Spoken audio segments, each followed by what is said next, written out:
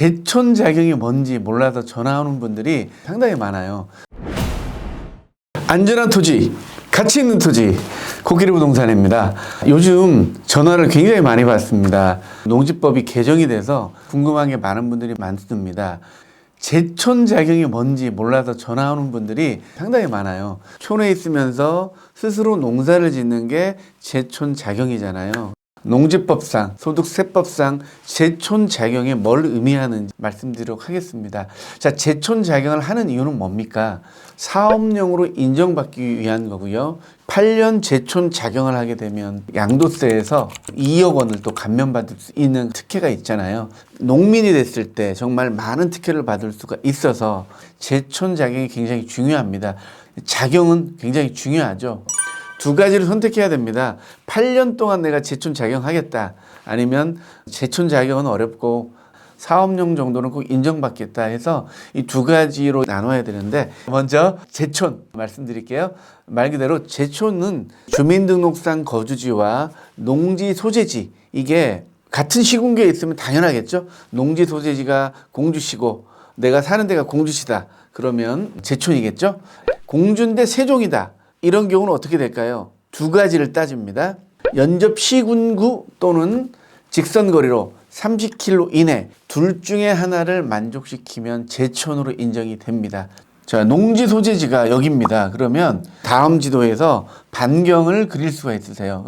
29km까지 그렸는데요. 이 안에 있는 것은 다 제촌이 되는 겁니다. 30km 이내에 있는 농지는 제촌으로 인정이 된다. 자, 네이버에서 다음 지도를 딱 치시고 다음 지도를 열면 마우스로 이걸 좀 줄일 수가 있어요. 자, 오른쪽 보시면 자, 반경 제기하면 됩니다.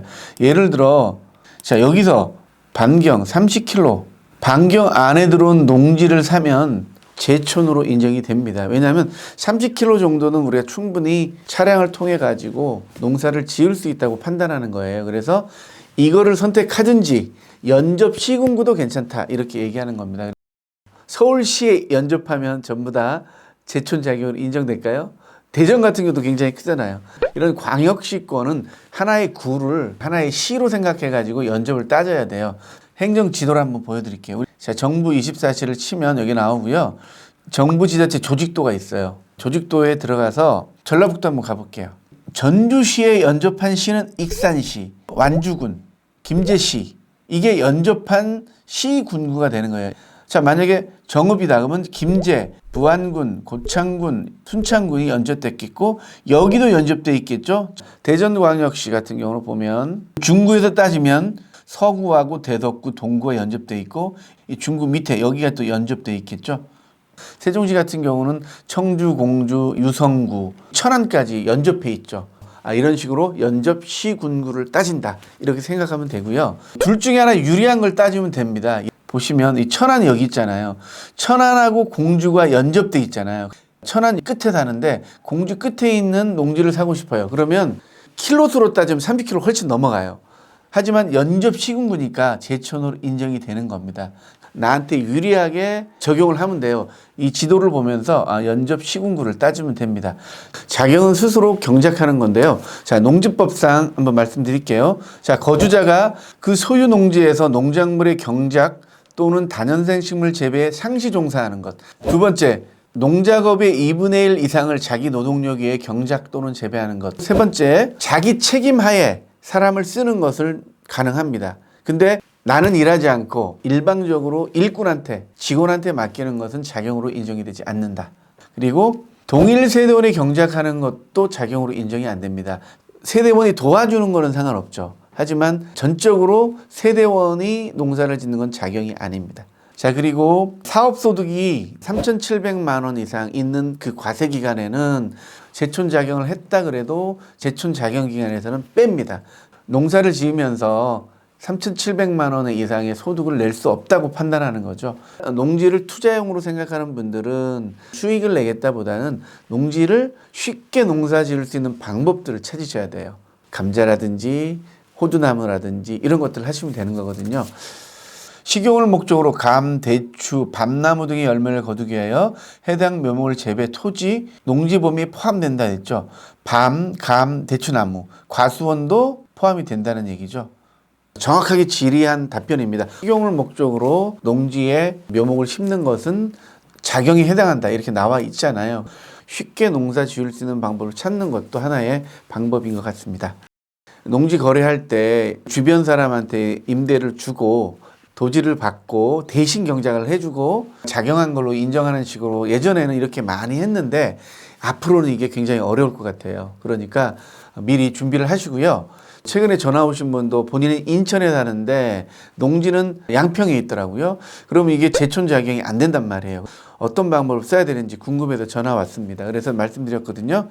자기가 보기에 주말에 가서 농사를 지으면 이렇게 호두나무를 심든 매실나무를 심든 가능하면은 제촌 작용을 해라 얘기하고 싶습니다. 주소 이전해서 적극적으로 제촌 작용을 시도해라. 두 번째, 나는 안 되고 배우자가 가능하면 배우자한테 증여를 하세요. 배우자가 제촌 작용을 하는 거죠.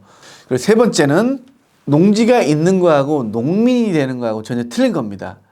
내가 농민이 되려면 적극적으로 농지 원부를 받고요.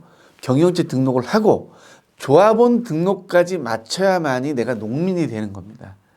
농민이 안 되신 분들은 무조건 농민이 되라 이렇게 얘기를 하고 싶습니다.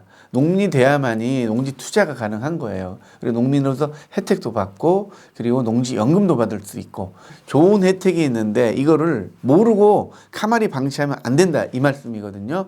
이제 굉장히 법이 좀 더 엄격해지고 있으니까 최대한 빨리 이번에 3월에 농번기 때 농사를 짓고 경영체 등록을 하고 농협에다가 조합원 등록까지 하시면 농민으로서 자격을 갖추게 되는 거거든요. 그리고 제촌 작용이 불가능하다 일 때는 무조건 농지은행에 맡기시기 바라겠습니다. 영농여건 분리농지라든지 그리고 평수가 작으면 농지은행에서 받아주지 않습니다. 정 안 되는 경우에는 본인이 작용할 수 있는 방법을 꼭 찾으셔야 됩니다.